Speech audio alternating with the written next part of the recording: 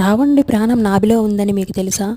రావణుడు బ్రహ్మదేవుడి కోసం ఘోరమైన తపస్సు చేసి చావు లేకుండా ఉండే అమరత్వాన్ని వరంగా కోరుకున్నాడు. సృష్టి ధర్మానికి విరుద్ధంగా సంపూర్ణ అమరత్వం ఇవ్వడం సాధ్యం కానందున బ్రహ్మ ఒక అమృత భాండాన్ని సృష్టించి దాన్ని రావణుడి నాభిలో దాచాడు. ఆ అమృతం అతని నాభిలో ఉన్నంత వరకు అతనికి మరణం సంభవించదని వరం ఇచ్చాడు. శ్రీరాముడితో జరిగిన యుద్ధంలో రాముడు ఎన్నిసార్లు తన పదునైన బాణాలతో రావణుడి తలలు నరికినా అవి మళ్ళీ పుట్టుకొచ్చేవి. అతని శరీరంపై అయిన గాయాలన్నీ వెంటనే మానిపోయేవి.